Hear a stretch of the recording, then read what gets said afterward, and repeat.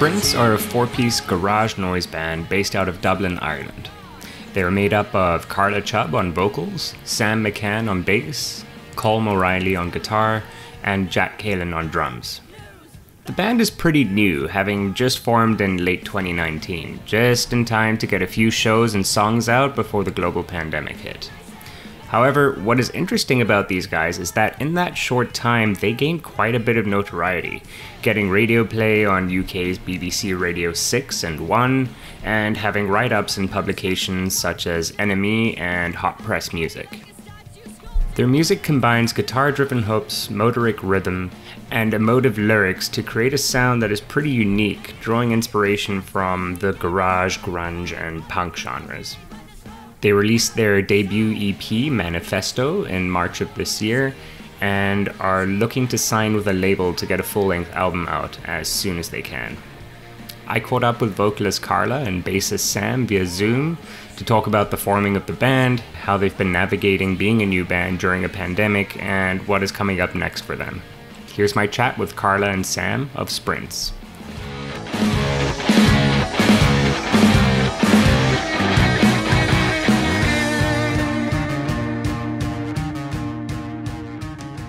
How's it going? How's your day? Yeah, it's good. We're both working from home, so it's a bit mad, I think. Like, you're on the computer all day, sitting in your bedroom, close computer, still in your bedroom. Yeah. What do you do for work? We actually, both of us, me and Sam, we're so similar. We both work in agencies. So Okay. I'm a creative strategist. I kind of work on like social media and content. And Sam is a video editor in another agency. Oh, cool. Right on. Those skills probably transferred pretty well to the band then, I'd imagine. Yeah. Yeah. It's handy. I think also like agencies are one of those places where everyone has kind of like a creative passion outside of work. So it's always very flexible in terms of taking time off, and you tell your boss like, oh, I need to go on tour. They're like, yeah, of course, no worries. That's definitely possible. Right. Yeah. That's awesome. A few people in my place have been in bands before in the past. So Oh yeah. So they totally get it. Yeah. they totally get it, yeah.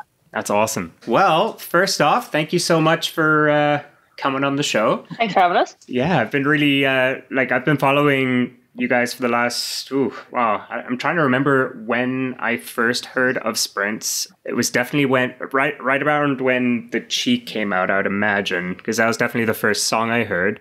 Yeah, and I've just been following your progress and very excited we could get this together. Cool. This is our first podcast, I think. Oh, really? Cool. Yeah. Awesome. I'm also so curious what's in the big box behind you. Did you just buy some new music gear? This one? No. I'm actually, I'm going to be moving next week, Friday. So we're just, this is my new bed. Oh, okay. Yeah. We're just slowly, it's going to just become more and more boxes in the background for the next couple of interviews, I think. But yeah. I am moving into Carla's on Friday. Yeah. Oh, yeah. That's cool. Yeah. I'm literally we're on holidays because we've been in lockdown pretty much for the last year. Right. So, Sam is kind of isolating at home with his family in his own room, and like I live with my girlfriend, so it's only the two of us here. So I'm basically isolating 24/7. Yeah. So we're like, why don't we combine our isolations and we can like not only like have dinner and like drinks together, but we can write, we can record. We're sending GarageBand files back and forth between each other. Like makes so much more sense for us to be in the same room. Absolutely. But it's Sam's first time moving out, so Oh, come on. No, it is. It is. Over in Ireland, it's very expensive to move out. So yeah, the rent here is crazy. Like Oh, my is sister it? she just moved to Canada, and she's up doing a season in Whistler before they move to Vancouver Okay. city. And I think our rent is probably like on average the same, but our cost of living is higher and our wages are far lower. Right. So it's like it doesn't balance out very well. I think we're like the third most expensive European city to live in or something. Oh my God. That's Like as crazy. in we're above Paris and like Barcelona. Right. So when you put it in that perspective, you're kind of like, it doesn't make any sense. Like all we have is bars. a lot of people in their mid-20s still live with their parents, and it's fine. Yeah, absolutely. So I'm like, it's totally fine. Totally I'm totally fine, right? Like I'm Probably not the point, maturing at a perfectly acceptable level. Yeah, I'm not worried at all. I think those lines are like so skewed nowadays. I've been having like that conversation with my friends here, just, putting things into perspective, like parents having like potentially bought, or firstly having a family so young, and then also just like, you know, buying houses and stuff like that when they're like getting in their later 20s, and how far away we are all from that, and just how it's probably just because we're the first generation that was like properly provided for. We didn't have a world war, we didn't have, you know, anything crazy, so it's a very weird time being no houses because we got no war, so we got no houses. It's like a war for a house. All right. That's what we need, a good world war to drive the economy down, make everything affordable. War, exactly. Oh my God. I can do that. Okay, so I guess first off, just for the listeners, because I won't be adding the video to this. This is just so we have someone to talk to and it's not as awkward. If you could just introduce yourselves, what you do in the band, and then what the band is called. Hey, we're Sprints, and my name is Karla, and I sing, write, and play guitar. Hey, I'm Sam. I'm in Sprints, and I play bass and sing a little bit as well. All right. I write a little bit too. I write a little bit as well. Cool. So ordinarily, my first question, just because this podcast was kind of birthed out of the pandemic and out of COVID, just because I wasn't able to do these video interviews backstage anymore, I generally ask people how COVID's been going. So we will get into that. But normally I'm talking to bands that are a bit further along in their career. So I don't really have to do like a whole history of the band because they're, you know what I mean? Which, no, I'm excited about that for this. So, and I know exactly what's been going on during the pandemic for you. So yeah, we'll be getting into that a bit later. But I was curious, just, I always find it interesting when I'm talking to someone from a different country, just like what the pandemic climate is like where they are. I think it's as bad as it's ever been at the moment. Yeah, I think we're probably one of the worst affected, isn't it, man? Because we're so small that, like, to be honest, like, I think our lockdown has pretty much been in the severe end of any of the lockdowns. If you look at England or the UK in general, I think even Canada, the States, like, we've pretty much always been in a strict lockdown. We've either been super strict or open, and the open stage has been probably, the span of about 6 weeks in the last year. Okay. It's hard to remember. Like, when you think back, like, there's probably a couple of occasions where we went into lockdown originally back when we were in studio recording the first EP, and that was March last year. And we were supposed to go in to do the mixing, and we went into the lockdown, didn't do the mixing till June. So that was a space of 4 months, and then we were out of strict lockdown into kind of casual lockdown, or whatever you want to call it, for maybe 6 weeks, back in again, back out for 4 weeks, and back in again. So even if you think about how the amount of times that we've rehearsed together, we could count on two hands in the entire space of the year. Wow. So it's just been Zoom band meetings and email, GarageBand and stuff like that. Yeah, but there has been, like, as Karla said, like a few weeks where it's like we're kind of free for a little bit. So we meet up then, but mostly. Or as in, like, the situation was like you could meet people outside. You could have like outdoor gatherings of like groups of 4 to 16, and it could be 3 or 4 households. But the indoor, I think, like, inside gatherings was only ever restricted to 2 households, and all of us live either out of home or at home. So we're 4 different households, different parts of the city. So the kilometer restrictions were always about 5K, or like I think 2K was when it was super strict. So we weren't even in the right radius for us to even hang out, whether it was indoors or outdoors. So that's like we've had a very, and the pubs have been closed pretty much like 80% of the year. So where you go out and hang out would be in the bars, restaurants. They've been closed. You can't meet in houses, so we couldn't rehearse. We couldn't rent rental studios, and we couldn't meet outdoors because we were outside our radius. So like it got to a point where I think we realized this year, like, how much we genuinely like missed hanging out as friends, because you took it so for granted. Because like my whole life revolved around Sprints. I saw Sam like 3-4 times a week. We'd be rehearsing, we talk every day, and then you'd have gigs of the weekend, and then all of a sudden that whole social aspect of it is completely cut off, and you realize you miss the music probably even less than you miss the friends. Right. And how long have you all known each other? I've known Jack since I was the drummer and the guitarist since I was like 12, 13. Okay. I've known Karla now for a few years now. Kind of knew each other, but we were in different bands back then. Right. Yeah, I met the guys, I think, originally, like, I always say 5, but I'd say it must be at least 6 or 7 years at this point. Like, It can't. I think it has to be closer to 7 or 8, which makes me feel super, super old. But I think it has to be creeping on to 6 or 7. But yeah, I met Jack and Colm first originally, and the lads all went to school together and live in the same area. So I met Sam through like mutual friends, and it wasn't for like, I'm going to say like at least 2-3 years that we knew each other before Sprint actually kind of happened. Myself, Jack and Colm actually played in a different band together. That was always more of like a hobby. And I think it was when I hit my mid-20s where you realized like, this is not like, I've always wanted to be a musician. I want to give it a serious go. Mm-hmm. So we recruited Sam on board because he's multi-talented and can keep my ego and my everything in check. Cool. I can't. You try.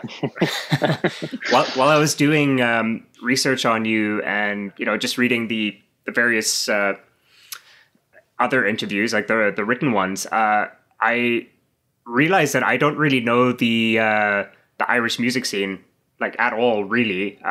Some of the bands that were mentioned in the interviews, I was like, oh, I didn't even know they were from Ireland. So I am curious to know what this is obviously pre-pandemic, but like what was that climate like the post-punk punk scene in Dublin? It's kind of a hard one. I feel like it is hard because like we're actually such a COVID band when you think of it. Like everything that's happened to us has been in COVID, essentially. Like we had about 2 months of a run, maybe like 4 or 5 months of a run pre-COVID. Right. Like we first started playing together in 2019, and we spent a good few months before that. Like we didn't play our first gig for about a year after we kind of decided to try what Sprints became. So when would this have been the first gig? The first gig was February, I think. No, the first gig was early 2019? Late 2018. When was it? Was it 2018 or 2019? 2019. No, maybe late 2018. Okay. I think. Maybe. It's really hard to say. Yeah. Like the first big milestone in my head is that it must have, because the first, it was 2019 September that we did the headliner in Bellow Bar. Right. So I actually think February 2019 might have been our first gig. And then our headliner was in like September 2019. And that's when we kind of got involved with Nice Swan. Mm-hmm. And then it was 2020 kind of that things really started to kick off, where we did Ballina for Other Voices. And we did our MCD show in February 2020. So there was kind of like a year of time where we were like super low key figuring out what we wanted to play, record what our sound was, and we wrote a lot together and rehearsed kind of very quietly. And then 2020 was like, this is it. Like we did our headline with MCD, we did Other Voices, and we're like, okay, perfect. We've got 2 songs out and we've just signed to Nice Swan, and everything's going to blow up. And that's kind of when COVID happened, and that's when the EP was being recorded. Right. So like it actually is kind of like to think that 2019, I think that was when our first gig was, like February 2019 was our first ever gig. Yeah, I think 2020 has made it hard for me to just think about time in general. At all. Definitely. Any kind of, I know. We go back to 2019 and I'm like, whoa, man. That was so long ago. It feels like a lifetime ago. Definitely. Yeah. I think like what I was meaning more, like maybe not necessarily with the band, but like just like going out and stuff, like was the punk scene, or is it pretty prominent in Dublin, or is it like here in Toronto where you kind of have to like go to very specific places to find it? It's not necessary, not that punk's ever been like mainstream lately, but it's just here in Toronto, it's more of an R&B hip hop city. What's the vibe like in Dublin? I think you have to go look for it, don't you? Yeah. I think we're the same. Like I think it's hard because you very much live in a bubble of whatever your genre is. Mm-hmm. So obviously we would be super aware of all the bands. Like we've played support gigs, or we played gigs with Teeth People, who are like really, really great kind of like Strokes kind of style band. Okay. And then we've played like 3 or 4 gigs with them. Magazine, similarly female fronted, kind of slightly more towards the indie pop genre. Played a couple of gigs with them, and we'd be super aware of them. And you're in like this kind of like punk, post-punk, like indie bubble. Mm-hmm. But then there's such a strong like hip hop scene here as well emerging. Like I think that's kind of the breaking genre right here, to be honest, as much as we'd love to be kind of part of whatever the wave is. Mm-hmm. I think like people like Denise Chila, and Gemma Dart. What's Gemma that you love, Sam? Gemma Dunleavy. Gemma Dunleavy, yeah. She reminds me of the Streets, like an Irish. Oh, yeah, cool. so like Gemma Dunleavy, If you haven't listened to her, and Milo, like Jafaris, like there's such a strong. I think it's like it was great to be. We were never really part of it, to be honest, of whatever the scene was, like the likes of Fontaines and Billy and whoever. Not to be like name drop people left, right, and center, but like there's obviously a lot of great bands who've come out of here. Yeah. But we never got to experience the live scene that much, because the minute we were kind of like cracking into being something substantial, we went to the lockdown. So you really become kind of like a voyeur, or like an outside perspective of these things. And I think it's, again, like you can be really wrapped in your own bubble, but the burgeoning scene here is definitely, I'd say, leaning more towards like hip hop and rap, similar to Toronto. Okay. But it's great to be part of a city, I think, that's so small but has such a bustling music scene. Anyway. Yeah, absolutely. When do you remember like your relationship with music? Like just when you really started tinkering with like maybe writing songs or playing guitar, playing bass in your case, Sam, like do you remember like what album turned you onto it and just made you be like, I want to make stuff like this? God, I don't know.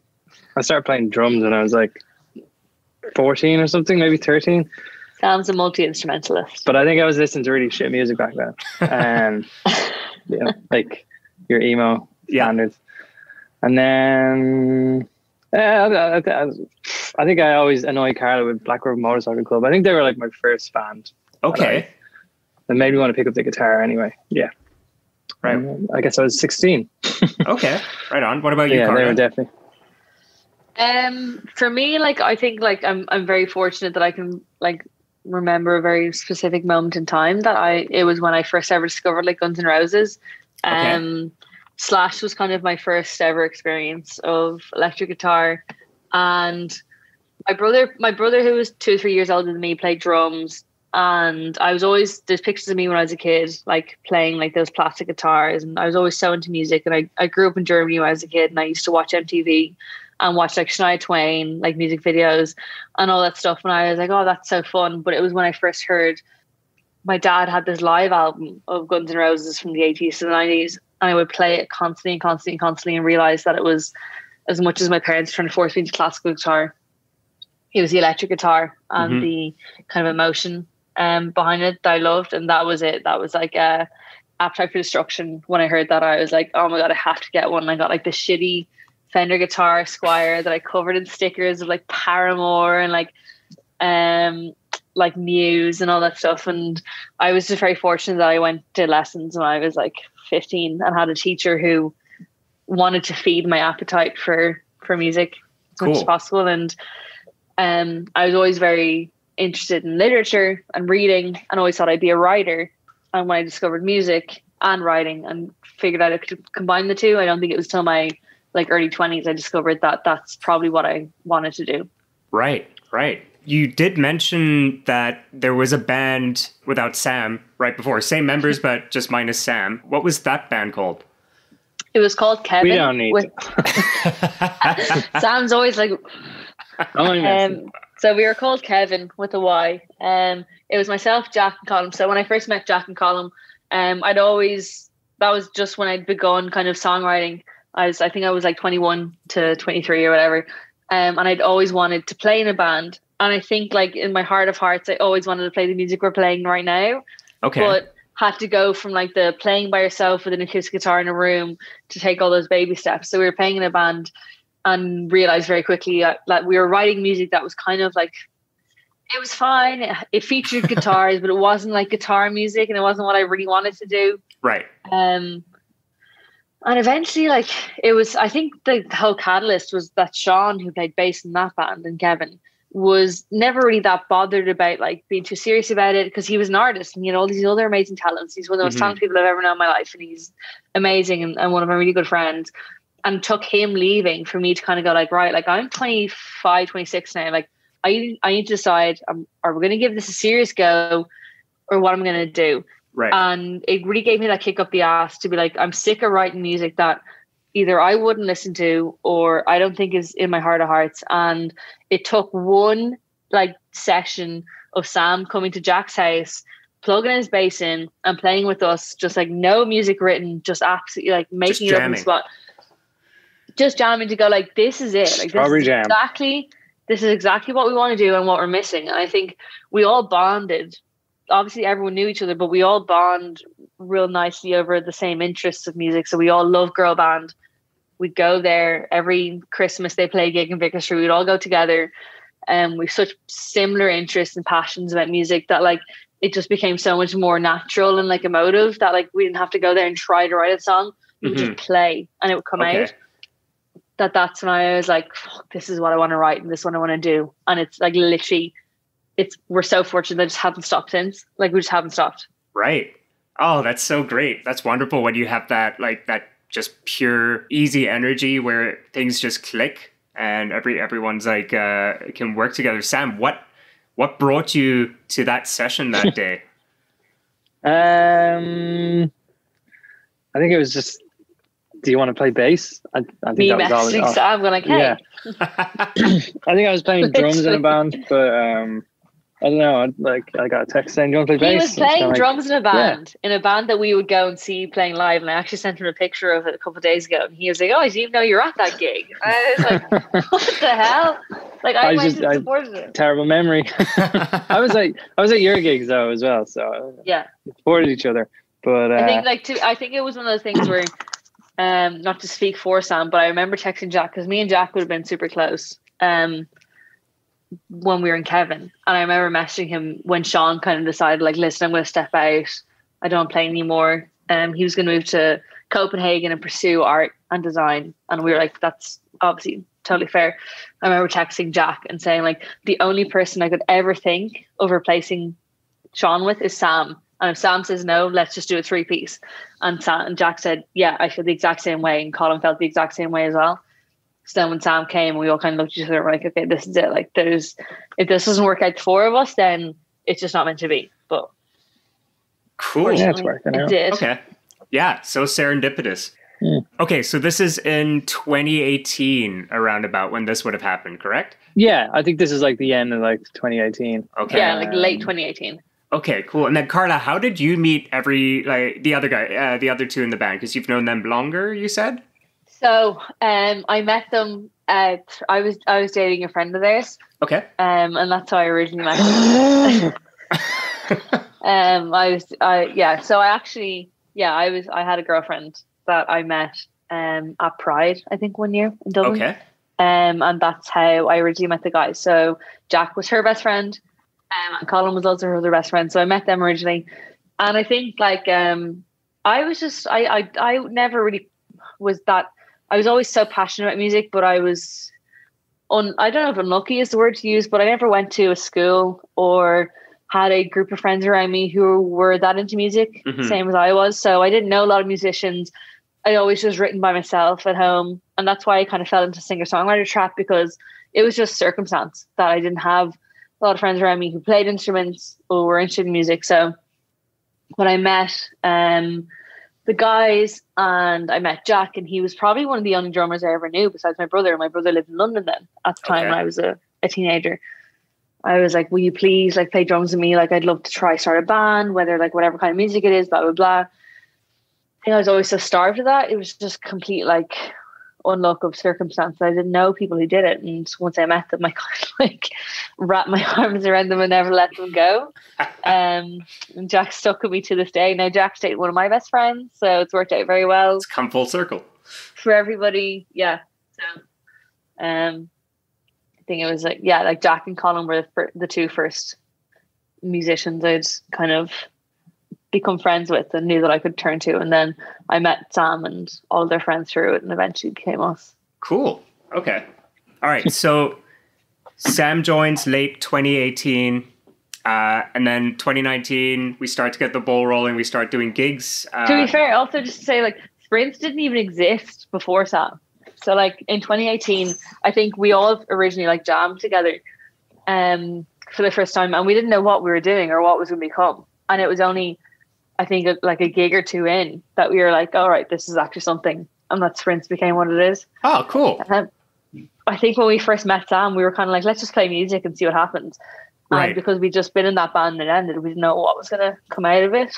We were just very fortunate that we worked so well together. Yeah, definitely. And the writing kind of fell out of it.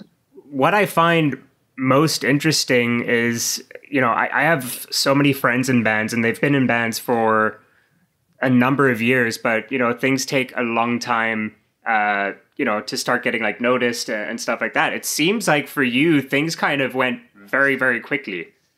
What was the first big milestone where you were like, oh shit, like we're onto something here? Aside from hearing your own stuff, obviously. But that's very true, because I was in like many bands with near enough the same people before sprints, maybe like 4 or 5, and they didn't really go anywhere. And then with sprints, it's happening kind of fast. So yeah, it's been great. But the first milestone, geez. I don't know, I guess maybe going into the studio is like a milestone. Writing a song is a milestone. Yeah. I don't know, maybe the first headline gig. Yeah, like Other Voices, I think, was the first time we kind of got solidification from other people that we were worth listening to, I guess. I think. Okay. I feel like there's been a lot of like even just little milestones to us, like getting into and very quick in quick succession too. So it's probably hard to pick. Yeah, but there's been so many things that may seem small but are like huge to us. So yeah, it's a lot of milestones. I think it's also like people from the outside, and this I was always the same. Like whenever I watched interviews of bands I loved or people I was interested in, the only question I ever cared about is like, how did you get to where you are now, or what did you do step by step to get to where you are? And like, I would always think like, God, they came out of nowhere. Like they blew up. They're just so lucky someone found them. And like, at the same time, like we're very fortunate and a lot of great things have happened to us. But in my head, it also like, I think a lot of it has been quick, but also not quick at the same time, because we first started playing in 2018 and we wrote like 10 songs together before we played our first gig. And we were very strategic about a lot of things. And we've also put so much effort into reaching out and working. It's not like someone found us on Instagram and was like, okay, great, we're going to give you a single and let's put you on BBC Six. Like it took us a year of continuously like pouring all of our own money and heart and soul and blood, sweat and tears. Like we all work full time. Like it's taking time out for gigs and reaching out to every single promoter in Dublin, asking for every single gig if we can be supported. And emailing 90 radio DJs in Ireland, just asking them to play our song, and reaching out to the UK and chancing our arm. And I think it's kind of like Sam said, we were in a lot of bands beforehand where nothing really happened, but we've all gained a lot of knowledge from that. And I think it was that combined drive where it wasn't just like, a lot of times there's always one person who will do most of the work, but in sprints, we all want to be musicians. Like we don't want to work our desk jobs the rest of our lives. Like if we can all quit our jobs tomorrow and go on tour and realize that we can live happily, I think we're all in the position to do that. And that's kind of that combined passion. I think it's easy to go like, oh, it's happened so quick. And at the same time in my head, I'm like, it's happened so quick for sprints and we have been very fortunate. A lot of good things have happened, but also like, I think for me and Sam and Jack and Colm, like we've all kind of been working towards this since we were like 19. Absolutely. So we're Yeah. just fortunate that we're in a group of 4 people now where we're kind of like willing to put the work in and the sacrifice your holidays and your time off and your spare life and your personal life for sprints. Right. And it's happened quick because we don't have a life outside of band, really. Like, right. The band is life. The band is like your anniversary, The your band is anniversaries, life. your birthdays, your holidays and work, like your annual leave. They're immediately like we were calculating, and with the tour that we're supposed to do next year, I'd have 1 day off between this year and the end of next August. And I was like, but that's just totally acceptable because the tour is my time off and that is my life outside of it. And I think it's just, we're just fortunate that we have people that are willing to make that sacrifice, because if we weren't, we'd be couple steps behind probably. Right, absolutely. Yeah, no, that's definitely cool. I didn't mean to discount that, by the way, when I said things happen quickly. Not at all. No, I just sorry, no, I don't mean that. Like, I think it has, like, obviously, like, we put our single out with Nice Swan in what, June was it, Sam? And then like, they've obviously been completely instrumental. Like, we never would have gotten on BBC Six without them. Right. So I'm under no illusions that, like, if we were still just us, we wouldn't be where we are now. Like, Nice One have absolutely propelled us because they've had the connections and they put the graft in, and they've done the years of relationship building that, like, we put the cheek out with Nice One and the next week we were on BBC Six. Yeah. Whereas, like, we were together a year. Yeah. And we hadn't cracked international radio at all. So it's been very quick, and I think we're just fortunate that we've had a lot of material there ready. Right. And we're very hungry and we're very driven that whenever an opportunity comes, we pounce on it and we make the most of it, and we're ready for the next one immediately. Yeah, you don't sleep on any opportunities, for sure. Okay, so yeah, with 2019 being so absolutely busy, and then the beginning of 2020, I know the very sad thing that how the pandemic affected your band specifically was, I don't know if it was like the day you were supposed to go in to the studio, or at least like that week. That's when the first lockdown happened in Dublin. So you weren't able to, I think it was mixing the album, right? Yeah, mixing the EP. Yeah, the EP, yes. I think it was a day. I think we finish recording and then the pandemic struck. Yeah, it was like we finished recording in February, and March we're supposed to go in a mix, I think it was. And Dan Fox, who we were working with, was like, "Oh, like, we'll push it back a week or two." And then it ended up being 3 months, I think. Right. Oh. Yeah. That's so. It won't get bad. Like, we were lucky enough that we got to go ahead with our headline show in Whelan's, and like, we got to do that first, which is amazing because a lot of people had their shows just postponed. Yep. 3 or 4 times, but we just had mixing postponed. So it just meant that everything that we planned to do this year was pushed back by like 6 months or 7 months. Right. But now we're fortunate enough, like, it is coming out in March this year, which is a year later than we planned, but then we still get to put music out. Right. Right. So at what point were you in conversation with Nice Swan? I totally forget how that came about. I remember. Feels like they've just been there this entire time. I know, it feels like they've been there forever, to be honest, because we talk to them like literally every single day. Like, we have a WhatsApp group with them and everything. Like, we're always in communication. Right. I think it was. Was around. They reached out to us for the first time in about April or May, and we were going to put a single out with them, but because we couldn't get back into the studio, we couldn't put anything new out. So we re-released The Cheek with them, and they really wanted that to be their first. They do an introducing series, and they really wanted that to be our first single with them. So we re-released that with them, which originally came out in September, I think 2019. And we did that, and we were waiting to get back in the studio to do the rest of the stuff. But I think it might have been May 2019 when we first came in conversation. It might have been 2 or 3 months before we kind of signed any contracts or any of that good stuff, which, again, like, you work your whole life to be like, oh, I'm going to sign a record deal and do me famous, blah, blah, and then we sign a PDF and jump on a Zoom, and we're like, woo, that's it. Yeah. What was the reason for deciding to go with Nice Swan? They're the only ones that would have us.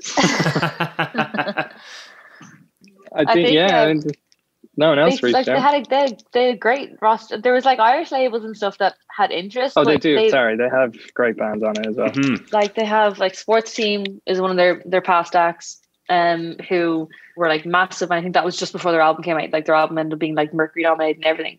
But they did their first EP with them. They had Pip Blom and a couple of bands on the roster that we were like, oh, they're like really not even like same style as us, but definitely like career trajectory, what we want to follow. Right. Yeah. And they're both like, it's Alex and Pete who work there, and they're both just like really like just sound and easy to deal with. And it's just like talking to two of your friends. Right. And they're super passionate about the band, and we're completely understood where we wanted to go.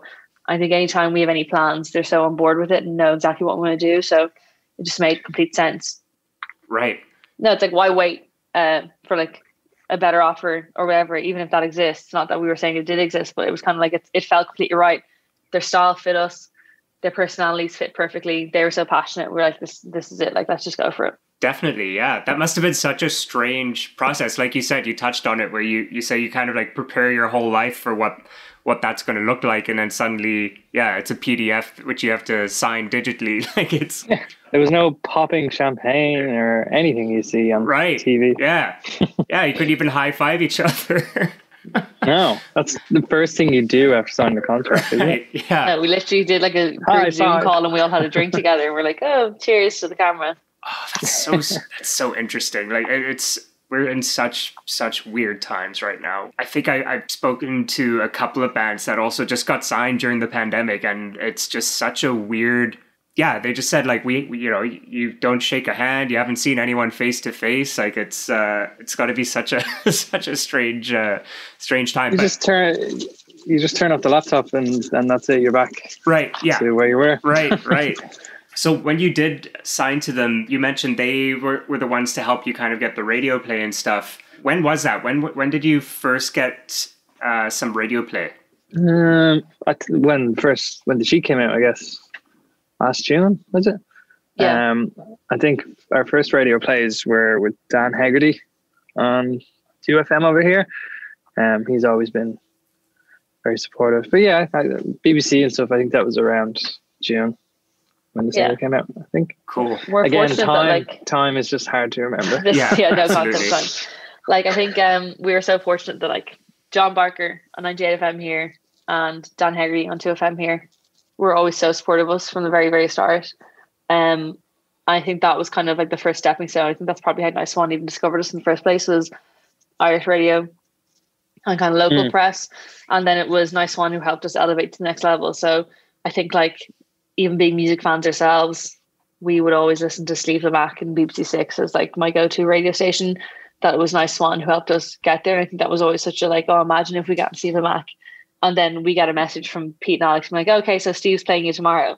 And we were kind of like, whoa. Wow. This is our first single with them. And we were kind of like, oh, good. That is it's cool. Like, yeah, you guys worked fast. And then it was like 2 days later, it's like, oh, now Jack Saunders has actually picked you as his next wave. And you're being on BBC One. And now every single since has been played on both those stations. And it's been amazing how much they've worked to push us to those people and keep those relationships up. So it's been amazing. Cool. What did that feel like, hearing your music playing on the radio? It's cool. It's cool. You gather around the radio. Yeah. Pop, have a beer.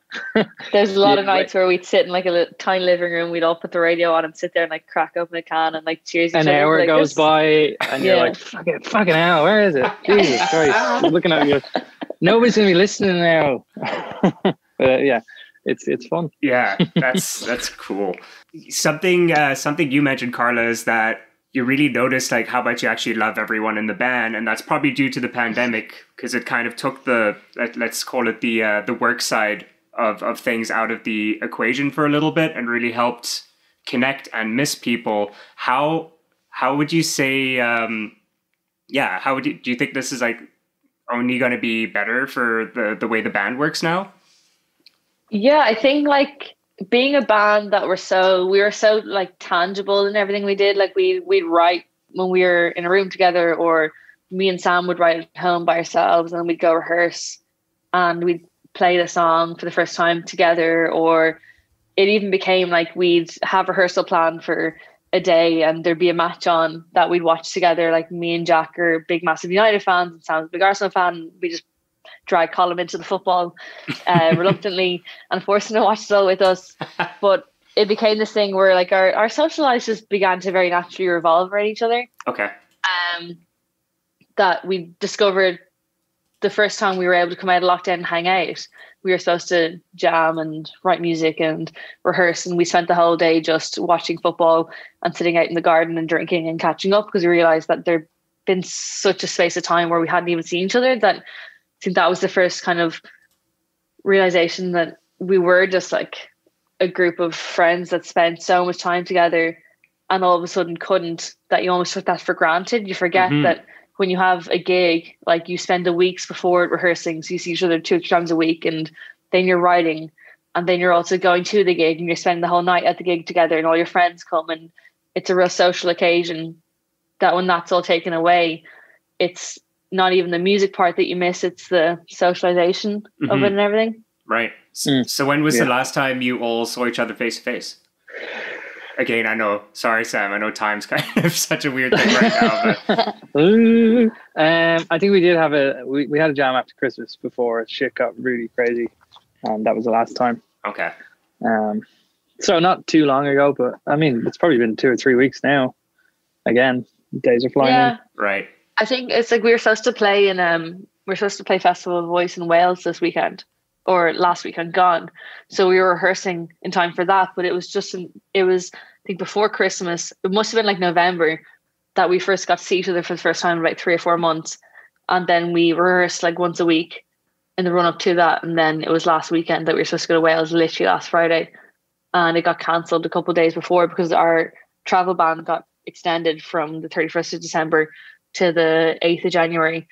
So it's kind of like, it's always these like sudden moments where you think you're going to see each other again, and then all of a sudden it's like, oh, actually no, you can't. And now we're not sure when we can. That's, I think, also one of the benefits of Sam coming here for a while. The fact that we're lucky enough to have a space where Sam can come in and it's just me and him. A nest. Yeah. Whereas, yeah, it's a tough environment to kind of constantly, everything's always changing, and you kind of have to be ready to drop a hat for something to change overnight. Right. Yeah. Yeah, absolutely. It seems like, just from when I was doing research and looking at the other interviews you had done, that you and Sam in tandem tend to do these interviews together. Why are you the voices of the band and the others are a bit more quiet? Or why does it seem that way? I think to be honest, everyone has an equal share in the band. Right. I think we all work best together. You almost forget that because we've had to spend so long over lockdown writing, that myself and Sam just naturally, I think, from being, whether it's we played as songwriters or solo acts or played in other bands, and are very interested in music and music technology, that we can record and write demos at home. You forget that when we got together, like the first time we got together in rehearsal, the four of us, we wrote a song in about 3 minutes flat. Mm-hmm. But it's kind of a running joke in the band that like Colm is just not allowed to do interviews because he's got a quirky sense of humor, let's say. Okay. So he would openly admit that he doesn't particularly love or have any interest in going. He's always a little bit worried about what I'll say. Okay. Jack is amazing. Jack is the most intelligent person I know. Right. I think Jack is the dad of the group who always teaches us a lot about life and what's happening. But I think a lot of the time it's Jack's doing a PhD. Like he's very much in a serious academic career. Right. Me and Sam are waiting to quit our jobs to become musicians. So we're like, me and Karla are on the same schedules, I think, as well. Right. Yeah. We work 9 to 5. Colm does like shift work, so I don't know, he could be working right now. He does like night shifts and stuff. Gotcha. So Colm's like a incredibly intelligent like engineer, works for Intel, and could be working, his shifts are 7 a.m. to 7 p.m. or 7 p.m. to 7 a.m. So again, it's just circumstance that me and Sam are always the ones around. Okay. But I do think naturally, like we're very much songwriters, and the guys are very much extreme talented musicians. So I think we work best when we come up with an idea, bring it to them, and Jack and Colm can kind of interpret and digest the idea and then put their spin on it. Right. That's just what's always worked for us, I think, is that we're very much an in-person band, but me and Sam can communicate well over sending GarageBand demos back and forth. Right. And being like, put this bit in and put that bit in. Exactly. And I guess, with you being the writers, that makes the most sense too. It's gonna be wild when you're living together. You're gonna be able to get so much work done. I was like, literally, I was like, we're gonna come out like this. He's only coming over for 2 weeks. We're gonna have an album by the end of it. We already have an album, obviously ready to go. But right. It's just nice as well. It's also just nice to spend time, I guess, together. Definitely. And me and Sam report, like Colm lives at home, so he has siblings, and his mom works in like retirement homes and stuff. So she's very much exposed to a lot of the dangers to COVID. Right. Myself and Sam are fortunate enough that we don't have a lot of people around us who are that vulnerable, and we can afford to spend time together, the two of us. Right. So it's kind of like just circumstance allows us to take advantage of that as much as possible. Definitely. So I'm also very curious to know, you mentioned them earlier, but girl band and your love for girl band, and then again, just getting the opportunity to work with someone from the band. When did you first start working with Daniel Fox? Kissing practice. Yeah. So when was that? That was February 2019, I think. Okay. I got like the year anniversary moment thing on Instagram stories. Oh, cool. A while ago about it, or it might have been January. That I think like we've worked with a lot of great people, and I think we're an easy band to work with. But I think we've always struggled with taking songs that we have and adding more to them, whether it be like textures and layers or thinking sonically more seriously about them. And we've all been fans of girl band our whole lives, and I think that's when we bonded over immediately. It was that, like I mentioned before, we all went to the Vicar Street shows every year and have gone like the last 2 or 3 years. That seeing bands like Silverbacks who recorded their debut album with them, and like the sound was just, I think, exactly what we wanted to go for in terms of adding more to it than just what we were able to. And working with Dan, he really allowed us to experiment and be creative, but also think about it in different perspective. Right. And I always say it is layers or textures where we'd have the guitar parts and bass and drums and vocals written, but he'd help us think about it in different ways. That it just kind of, when we worked with him in Kissing Practice, we knew straight away, like, this is what we want to continue. And even as we worked more and more with Nice Swan, they're like, listen, you've got a system, it works. If it's not broke, don't fix it. So keep doing it. And the more you get comfortable with someone, the more freedom you feel like you have as well. Right. So right. It meant that we could explore and try a lot of different things. And I think Dan as well, like when he went into doing the mixing, like he knew exactly what we were going after, the references we could give him or directions we could point him in. He knew exactly what we had to do. There was no like hand holding or anything involved. We could have that confidence that we'd go away and he'd mix during the day. We'd pop in for like an hour and hear kind of the ends of the mixes, and they'd be 90% of the direction of what we wanted to go in. Wicked. And like, how excited were you when you found out you were working with Dan? It was excited, but he's just kind of chill to work with as well. I think he just kind of lets mistakes happen, which is, I think there was someone we worked with before. I think it was kind of awkward. Okay. And then we worked with him, and then it was just kind of really chill. So we just went back to him then. It's about feeling comfortable. I think like even like Sam said, mistakes like that, like in Drones, that whole bit that like is one of our favorite bits of the song, where the lyric is like, my cold heart chills, church bell rings, where this like mad kind of intense bass note happens, was literally just a mistake that happened on the pedal. Right. Because him and Sam were messing around with the pedals and trying to get sound out of it. It just happened to come out. And then we were like, oh no, that sounds amazing. Like we need to keep that in. And then we need to like mirror it in the second verse. And it's those kind of moments where Dan wouldn't be too like, oh, let's fix that mistake or let's change this or do that again. Like we'd almost keep some mistakes and they became part of the songs and they became part of like the experience and the emotion of it. Absolutely, yeah. I think at that one we were all simultaneously like, cool, leave that in. Right. Yeah, you're like, what is that? Because we just went like, and we're like, what was that? But it worked so well with the emotion of the song. And there's a lot of immediately agreed. Yeah. Yeah. That's cool. Yeah, that's got to be so important, having that sort of relationship with the. Also, like, he wears so many hats too. He's like the engineer, the producer, the mixer. He's like doing a lot of stuff. But like having that relationship with someone where they just allow you to play and, you know, just like explore things. And like you said, keep in mistakes that then become like, that's the iconic sound for that song, and that wouldn't have happened unless we were able to just play around and do that. Yeah, I think also as a band, like we like Dan would always, girl band would always record like live, and a lot of bands that we like would go in studio and they'd all play live together, and that's something we're trying to move closer to. And it was, I think that was what with Drones and the EP we did, like Sam and Jack would sit in a room and record all their bits together.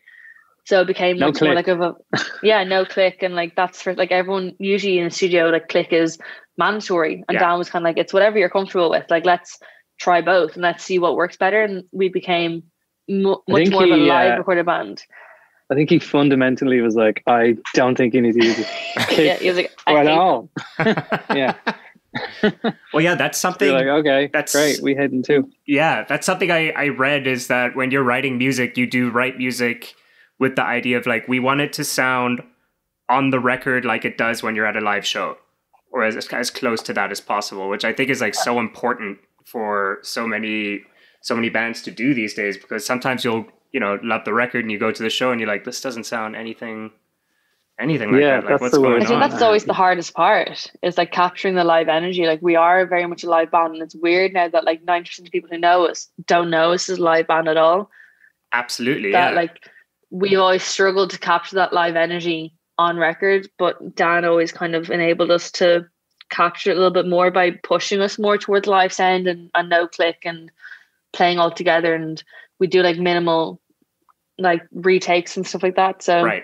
I think that's what we've been fortunate enough, is to work with people who've pushed us to that. And now it's just going to be weird that to play our first gig and our first experience live with a lot of people who haven't seen us, because we've always thought of ourselves as very much a live band. Right.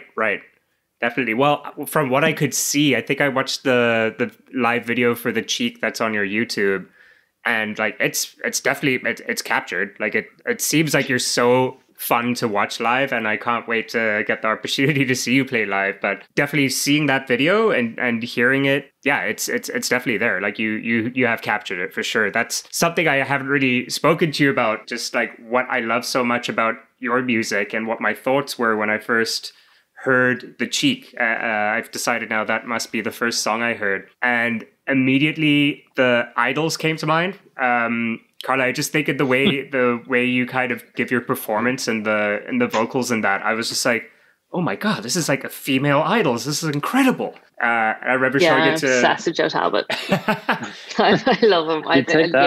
I love Idols. And when I saw that's like that they're one of your influences, I was just like, I was very excited about that. But it's definitely, that's how I've been introducing you to Canadians, is just like all my friends that I know like Idols, or really anything in this sort of genre. Like that's how I've been describing you guys to people, and everyone's been very into it here. You guys have a little following in Toronto now.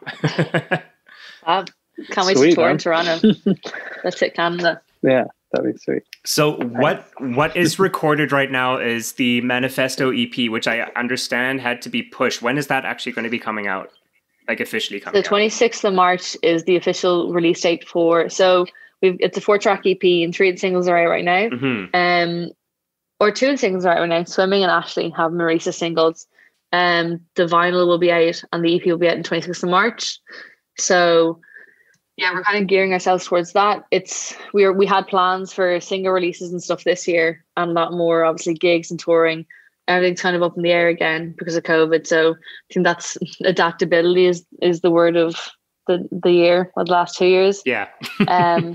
So that's the next goal we're working towards. But that's what we have recorded right now. But we're currently booked in March to do more recording. So fingers crossed it goes ahead, because I think there's been such a space of time between when we first wrote Manifesto, the EP, and now, and it being able to be released, that we're so excited to record more material and show people the direction we're moving even further towards. Absolutely. And the steps we're taking forward. I think I'm really excited about the new stuff that we have coming after Manifesto.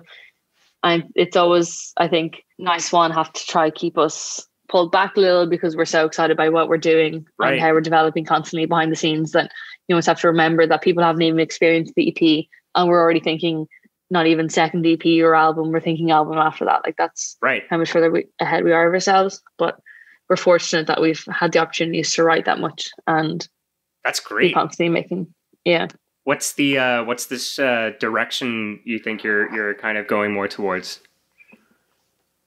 I think there's obviously this hints of it that are very obvious. Kind of, I think Patti Smith and PJ Harvey, a lot of female icons, are obviously massive influences for me. And as much as Idols are a big influence for me, I think it's Patti Smith is probably the influence for Idols. So it's kind of going back to those others. But I think it's definitely what we're focusing more on now is taking like emotional or experiential concepts and translating them to music. So for me personally, and I think for Jack, I don't want to speak for him, but I think we're very much influenced by the likes of Bauhaus and that kind of gothic 90s, 80s kind of sound. And it's incorporating those elements, but probably what we love to play live, which is LC Sound System is one of our favorite bands as a group that we love to experience. And I think you can hear hints of that in a lot of it, but the new direction is probably leaning more towards Bauhaus, I would say LCD and like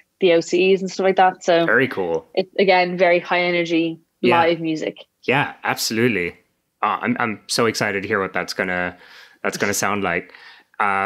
You must be so excited to have vinyl pressings coming out too. Yeah, pretty awesome. Yeah.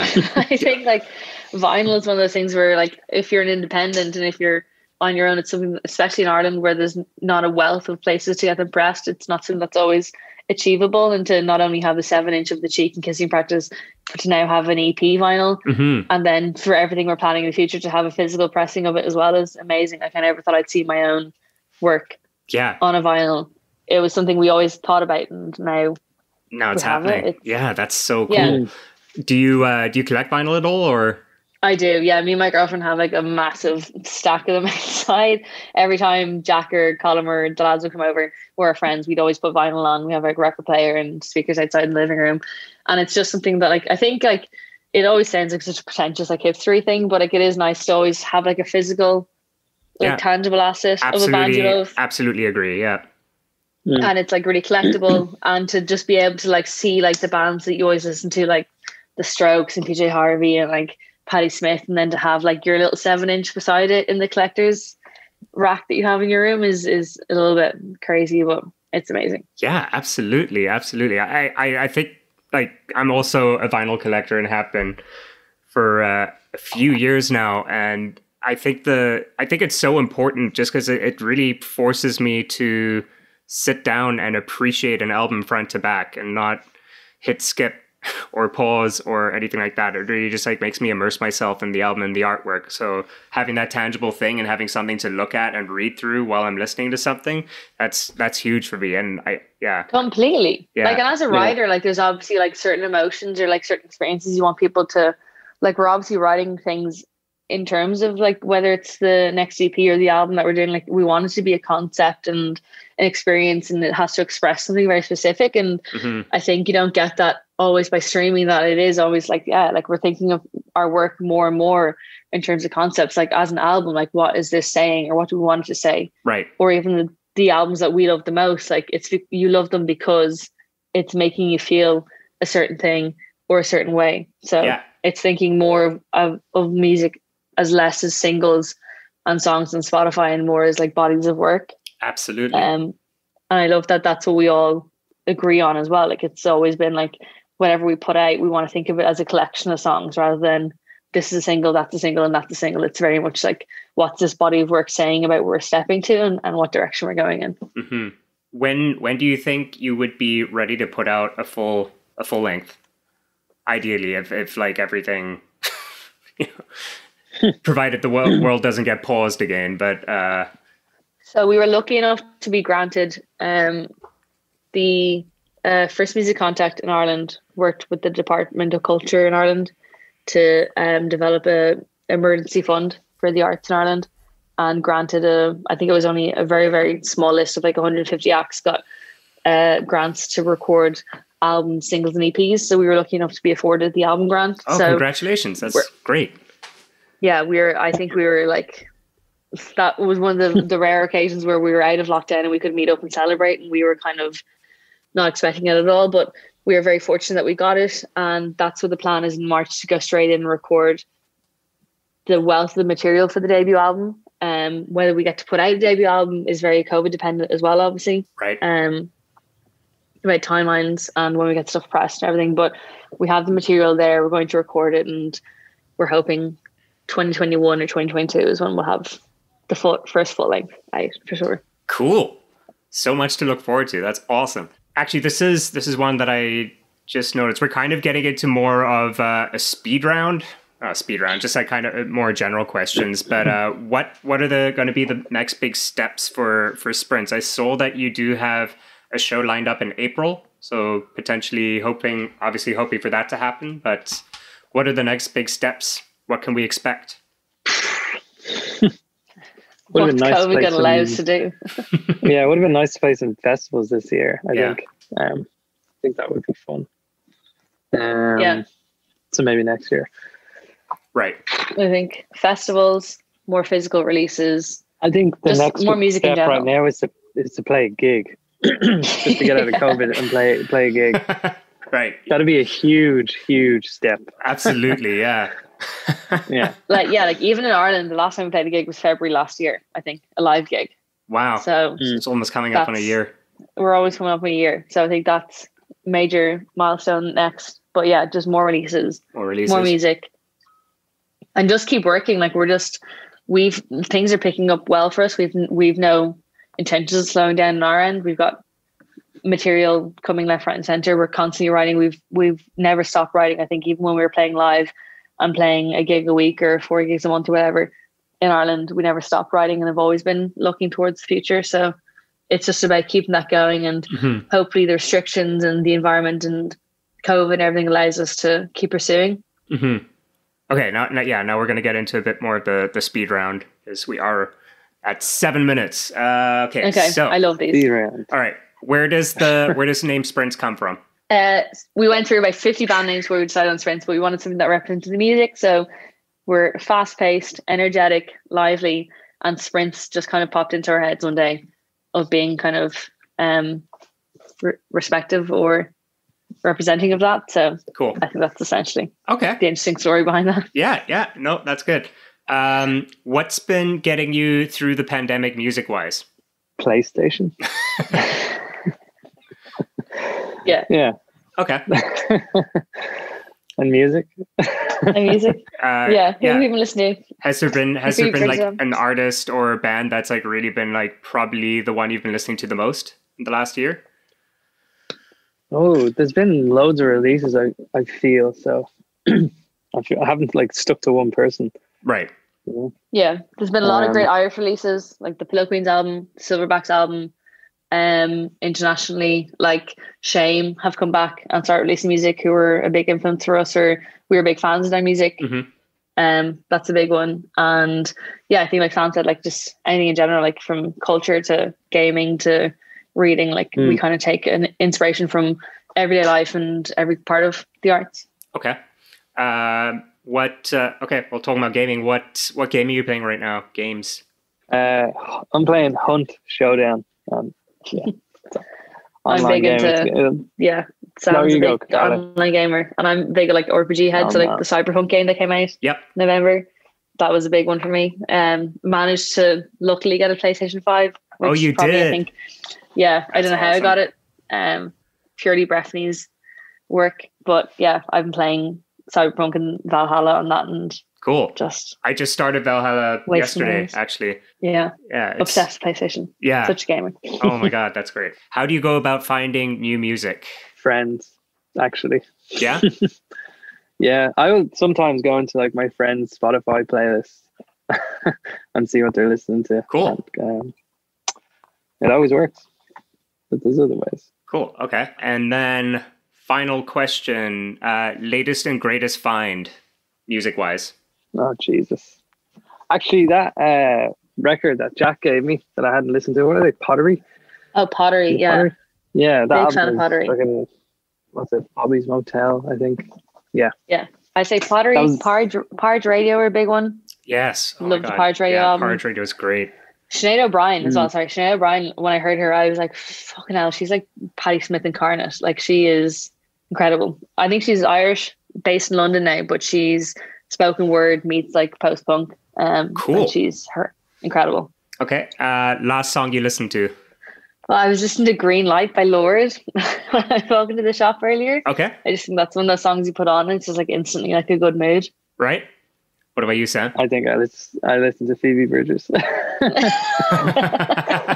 Cool. Yeah. And then what is your guilty pleasure music-wise? Mine's Taylor Swift. I'm not even ashamed about it. It's not even guilty. Yeah, I'm obsessed with her. Cool. She's my favorite person in the world. I love her. I can't wait to meet her and be friends with her. That's my life ambition. I'm obsessed with Taylor Swift. I still have her picks. Like, I bought a pack of guitar picks that I bought from her like Speak Now tour like 10 years ago. that are still unopened. I'm going to meet her one day and get her to sign them for me. Oh, cool. Okay. I was like, oh, we're so cool now. Karla, why did you say that? No, that's I'm just acceptable. thinking. I don't know how to answer because I don't know who my guilty pleasure is. I don't know. I'd say I listened to My Chemical Romance a few weeks ago. I guess that was a guilty pleasure. Okay. And then, what's I'm coming off as you both kind of emo. Oh, that's okay. I think most of us were all into emo in our teens. Okay. Yeah, we were. And I think this was kind of answered with the guilty pleasure, but what is a song that people wouldn't, or a song or artist that people would not assume you like? These are good questions. Or just be like shocked that you were into. Even could be a genre of music too. I'm really into Motown. That's actually like my number one go-to. Cool. It's like Motown. Like I think like listening to Phil Spector in the car with my mom on the way to school was always like my first discovering of music and like real emotional music. So like the Supremes and Diana Ross, Phil Spector, despite him being a crazy murderer. Yeah. He produced a lot of great records. Motown is like my favorite thing. I think if my side gig could ever be like DJing Motown and disco. Okay. That's like my passion. Cool. My second passion besides Prince. What about you, Sam? Oh God. I don't know. Maybe, I don't know, Prince, I guess. I really, really like Prince. Cool. Yeah. All right. Wicked. Okay. We are done. This is it. Oh, that was fun. Guys, thank you so much. I know you're welcome. Thanks so much for taking the time to chat with me. I am looking forward to the EP coming out, and then the next EP and the album, and then seeing you live and in the flesh one day. I really, really can't wait to experience all of that. It'll happen. Yeah, it's gonna happen. Well, guys, I wish you all the best. Good luck for 2021. You too, man. And yeah, we'll keep in touch. Yeah, definitely. Thanks for having us. All right. Cheers. Thank you. Cheers. See you later. Bye.